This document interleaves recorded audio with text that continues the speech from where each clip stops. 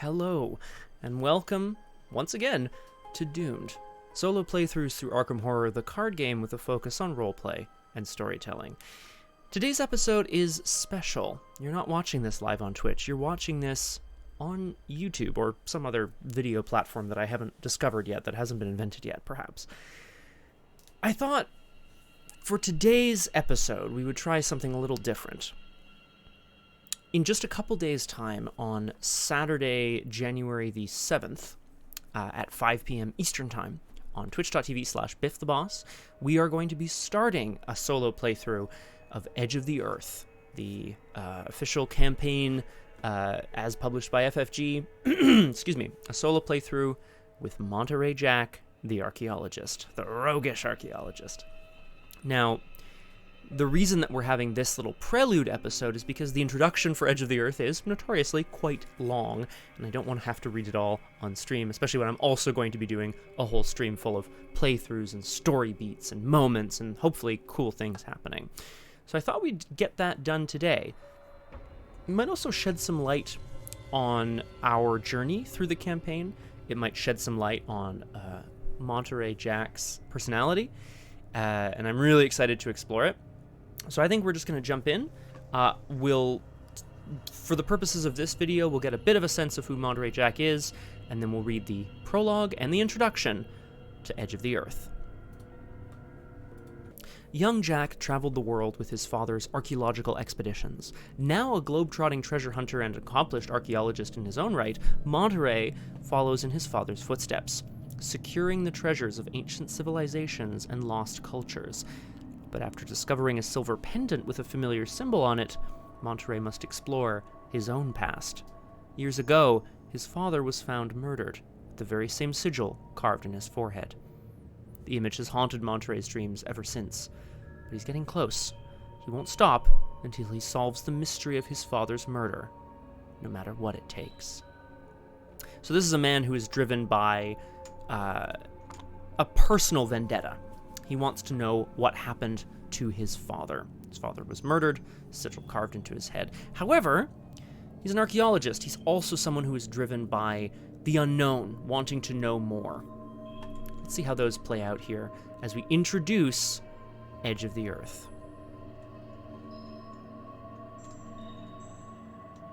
Let's do this. Prologue. I am forced into speech because men of science have refused to follow my advice without knowing why.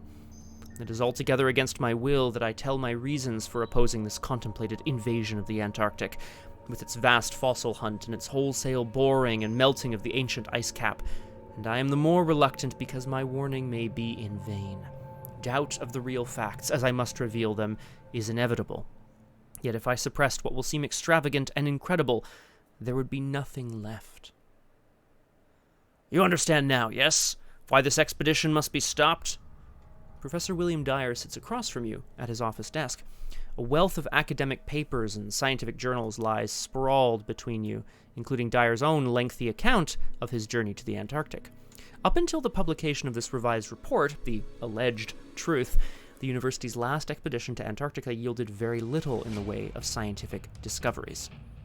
At Dyer's request, you'd read through this new report of what really happened beyond those mountains of madness, as he had dubbed them. You scarcely would have believed any of it were it not for the bevy of photographs and drawings that came along with it. Evidence of mangled, dissected bodies, of perplexing five-pointed snow graves, of strange specimens found half buried in the ice, and finally, aerial shots of the jagged black peaks described in Dyer's tale. Dyer has called on you to help convince his colleagues to abandon their planned follow-up expedition. His student, Danforth, the only other member of the expedition to reach the alien stone city described in Dyer's report, paces back and forth by the entrance to Dyer's office, muttering nonsensically to himself while you consider their strange tale. You're still unsure what to make of all this. On the one hand, Dyer's concern seems genuine, and his account is filled with such detail and specificity that you find it difficult to doubt its authenticity. And yet there's no way it could all be true. An ancient city in the ice built by primordial beings? So-called elder things? How could such things be real? Danforth mumbles something about a nameless black pit as you place Dyer's report back on his desk. The professor gazes at you with sleepless, bloodshot eyes. Well, Dyer asks, will you help us stop the madness? Will you make them seem reason? I think I said seem reason, but I meant see reason. The lead investigator, that's me, must decide. Choose one. I believe you, but if what you say is true, should we not investigate these findings further? Or, I'm sorry, but this seems too wild to be true. Monterey Jack might be a realist. I don't think he's a skeptic. And I think he would want to investigate the findings further. I have a feeling there's going to be a personal connection for him in Antarctica. Perhaps the sigil is one of the symbols he sees carved in the alien stone city, right? In amongst the drawings and so on. So we're going to proceed to Prologue 2. Dyer lets out an anxious breath and relents. I suppose I might have said the same thing once, but now, after what I've seen... A shudder courses through the man's aging body. You're venturing somewhere humanities does not belong. I'm starting to believe that scholars such as ourselves can only continue to probe the depths of science for so long before we're laid low by what we find. Or by what finds us, Danforth chimes from behind. Dyer glances at his student, studying his expression, and then turns his attention back to you. If you go on this journey with Dr. Kensler, the lot of you may not ever return. Will you not reconsider? You explain that while there is surely significant danger in your expedition, Dr. Amy Kensler, the scientist leading this new trek to Antarctica, has taken precautions to ensure it does not meet the same end as Dyer's. More importantly, it is the only way to understand the threats they encountered, and the only way to prepare if such threats are unearthed by other, less cautious scientists. Yes, I confess I had that same worry, he replies. We're unlikely to convince the greater scientific community, I'm afraid. Perhaps it would be better to return, learn more about what we saw. Danforth nods. I agree. How do we know what we saw is anything more than the overactive imaginings of two explorers with a queer fascination for the bizarre and macabre, of Arthur Gordon Pym's ill-fated journeys? Dyer's eyes narrow at his student. The knowledge reflected in his dark eyes chills you to the core. You say such things, and yet I dare say you did not see what I saw. The student scoffs. You are not the one who glimpsed that mirage at the edge of the mountainside. I am not referring to the mirage, Danforth. I'm referring to what I saw in you, Dyer retorts. The things you said on that aeroplane. The look on your face. I'll never forget. Silence pervades the room as Danforth returns to his corner to languish in his own doubt. Dyer pleads with you. Whatever the case may be, is there nothing I can say to deter you? You ponder for a brief moment, and then you shake your head. There is too much at stake, especially if Dyer's account turns out to be the truth. All right, then, Dyer concludes with a sigh. All right, then. Since you lot have no clue what you're getting into, I suppose we have no choice but to come too. You can tell Dr. Kensler that she wins. We'll be ready to leave within the week. You shake his hand and make for the door. I hope for all our sakes that Danforth is right, he adds before you're out of earshot. In your campaign log, record, the investigators convinced Dyer to allow the expedition. I will add that. I'm going to allow Monterey... Sorry, I'm gonna call him Jack for the most part. Jack convinced Dyer to allow the expedition. Makes sense. And then I think there's something bad. Yeah, add 1 cultist token to the Chaos Bag for the remainder of the campaign. Ooh, there's a thing that does it for me now. Where is it? Okay, I'm gonna do this. Let me just find it here. Fan-made accessories. Where are you? Displacement tool. Lucky penny. Aha! It's the token arranger. Oh no, it's not the token arranger. It's the Chaos Bag Manager. What the heck is the token arranger? There we go. Boop. Added. Whoa. Oh my god, what happened over there? Oh, cool. Wait, does it arrange them? Does it take them out of the bag? No, it just arranges what's in the bag so you can see what's in the bag. That's pretty cool. That's pretty cool. Okay. Proceed to Prologue 4. Skip to Prologue 4. You peer up at the overcast sky, hoping it does not forebode things to come. Only a sliver of sunlight peeks through the clouds. You shudder and pull your coat closed over your shoulders, then continue onward to the edge of the Boston Harbor dock. Gather each of the cards from the expedition team encounter set. As you read the rest of the prologue and each member of the expedition is introduced, find the story asset from that encounter set and acquaint yourself with their card. So there's a set called Expedition Team, which I'm going to leave right here.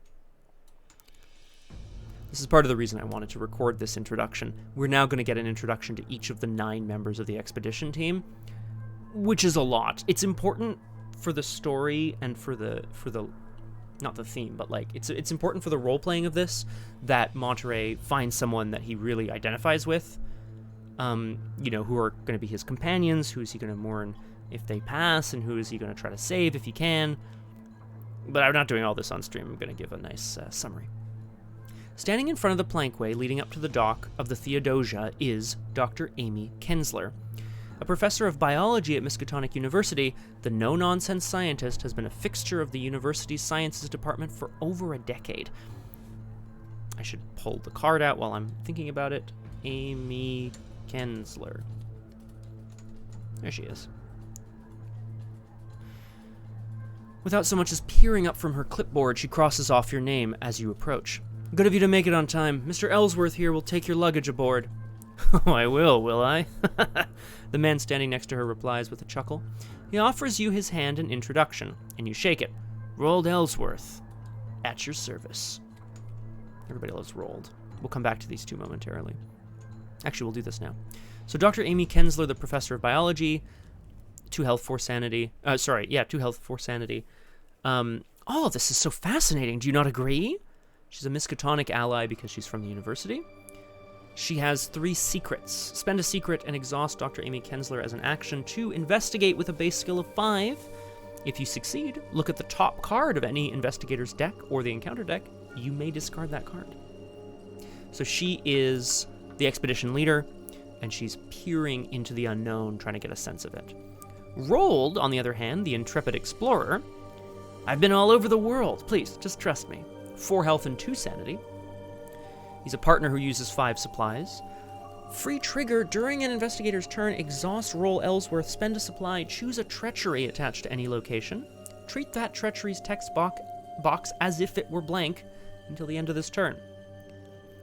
He's able to help bypass certain location-specific issues. So if there was to be, I don't know, a snowstorm or an earthquake or something, he might be the one to try to help you with that. Seems useful. By way of introduction, Dr. Kensler explains, Mr. Ellsworth has been on over a dozen expeditions and comes highly recommended. I'm sure his expertise will be invaluable in the weeks to come. Ellsworth rolls his eyes. His expertise, yeah, and his willingness to be used as manual labor, he adds with a chuckle as he hefts your luggage and takes it up the plankway. Come on, Ellsworth, shouts another voice from inside the ship. A gruff-looking man with a thick brown beard emerges, motioning for Ellsworth to hurry. We got a ton of work to get done before we embark. Little busy, Cookie, Ellsworth shouts back in reply. Then he turns back to you and remarks over his shoulder, don't mind him. Cookie's a bit of an intense fellow, but he's all right. Name's Fredericks, the gruff man barks back. James Fredericks. I swear, sometimes I think I'm the only one who's ready for this damn trip, he mutters angrily. And didn't anyone tell you it's bad luck to name a ship after someone who died at sea? Let's have a look at Cookie. This is James Fredericks. Cookie. Look at that beard. James Cookie Fredericks, the dubious choice. 5 health and 1 sanity. I ain't leaving my damn gun back at camp. I don't know what his dialect is. It's all over the place, but that's fine. He's got 3 ammo. Action, spend 1 ammo. Exhaust James Cookie Fredericks to fight with a base skill of 5. If you succeed and the attacked enemy is non-elite, it cannot attack for the remainder of the round. So he's able to sort of take pot shots at enemies and keep them off you, if there are going to be enemies in the Antarctic, which I doubt. Another voice calls down from the deck of the ship. Cookie, if you would be so kind as to lower your voice, some of us are trying to work up here. The man responds with a grunt and ducks back inside the ship, rolling his eyes.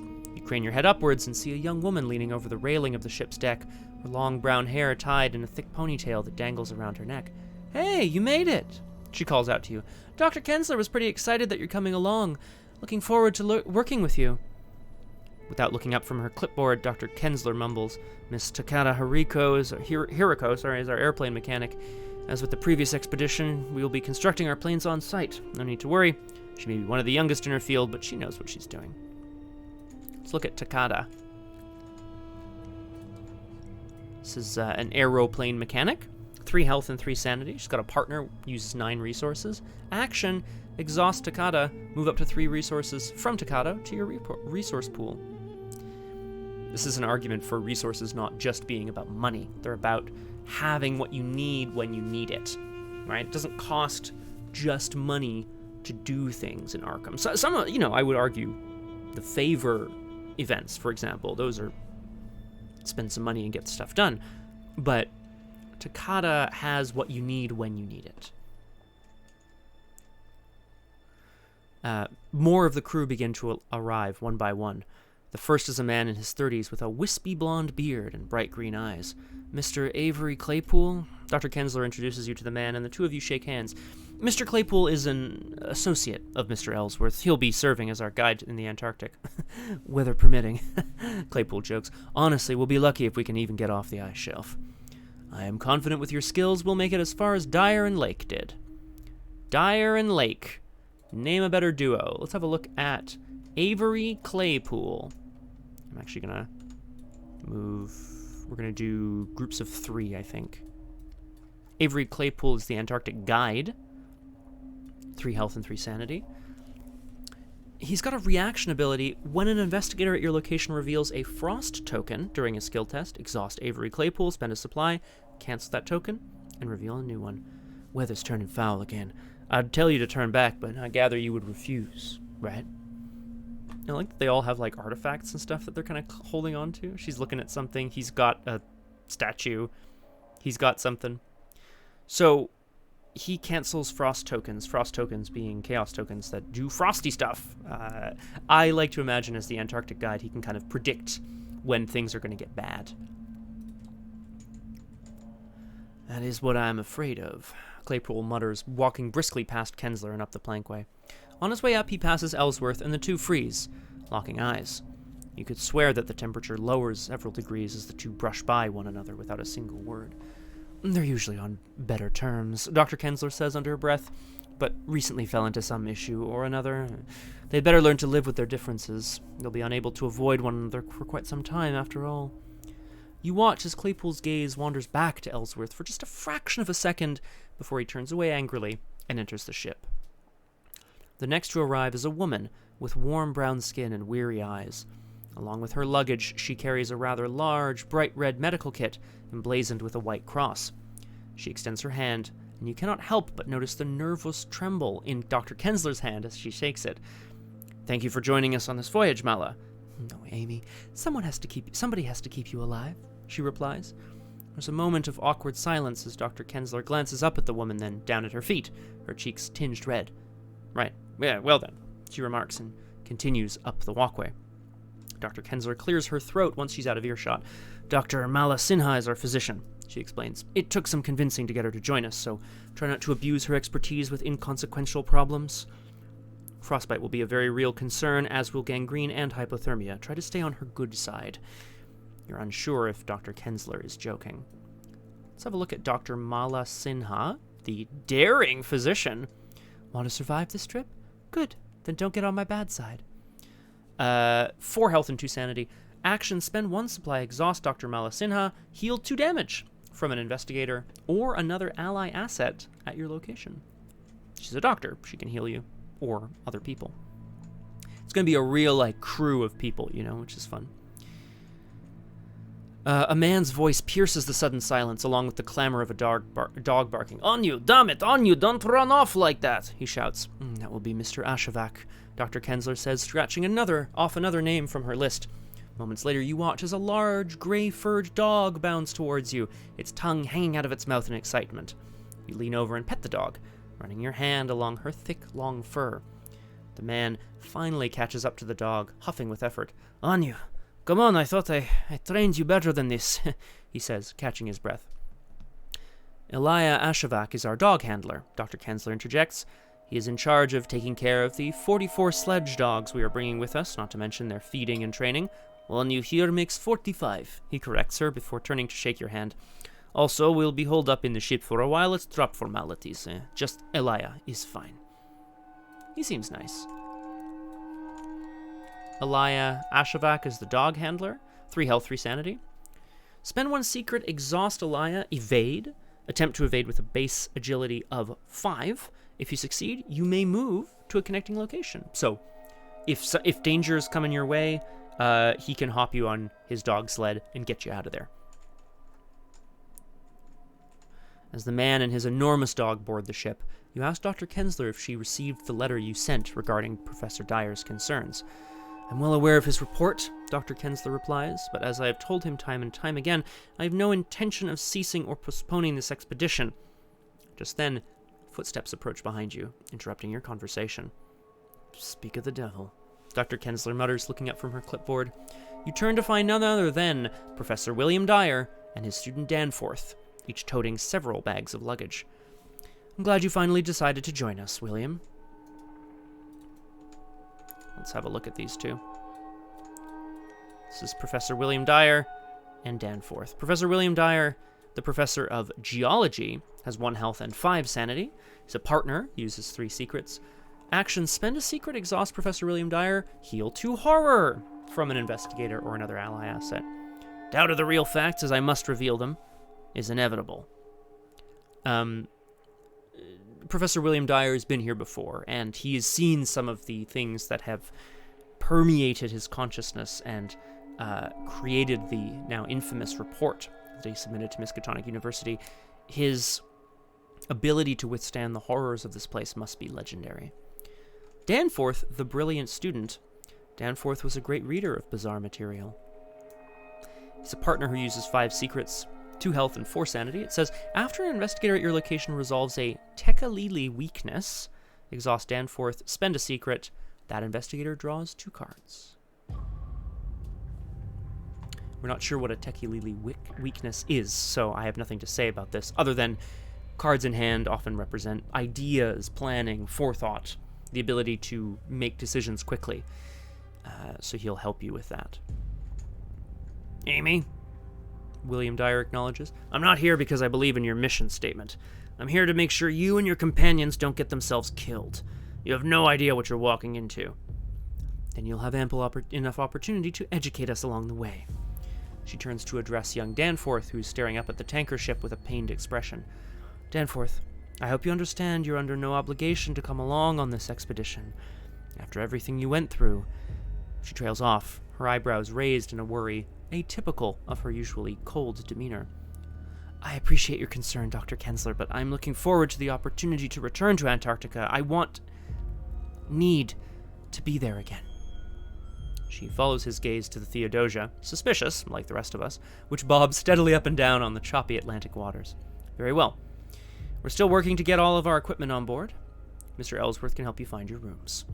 You nod and begin boarding, along with the remaining crew and the rest of the expedition team. Mostly students of the university, along with several unaffiliated explorers and several researchers in a wide variety of fields. Once more you spy the scant sliver of sunlight above before it's smothered by gray clouds. These 9 characters will be your partners throughout this campaign.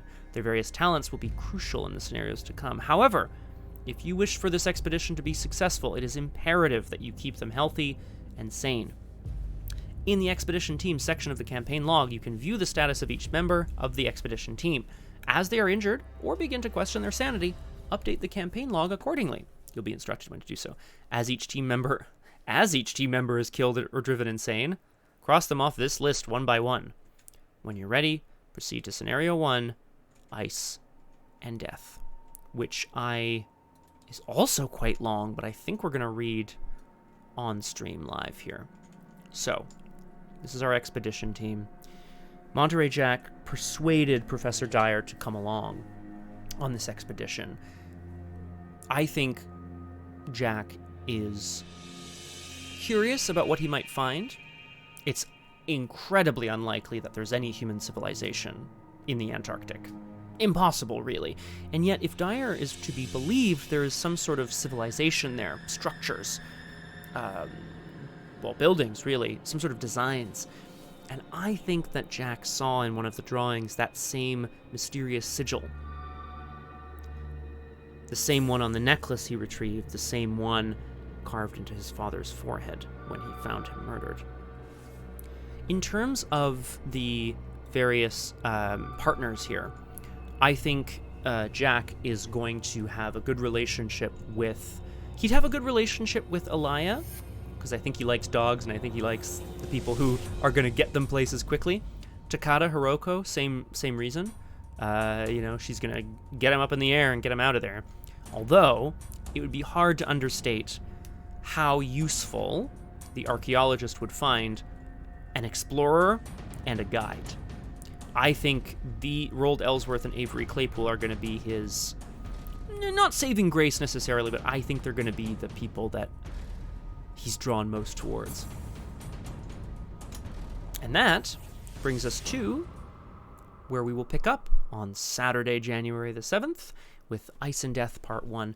I hope you enjoyed this video as we did a little introduction to what to expect from Monterey Jack, and just to break up some of the massive amounts of reading that I would have to do altogether live. If you want to check us out live, or find the VODs are all here on YouTube, but of course, joining us live is the best way to interact with chat and find out what is going on and see these stories play out live. You can follow me at twitch.tv/BiffTheBaus, B-A-W-S-S. It's down in the video description. We'll see you all very soon on Doomed.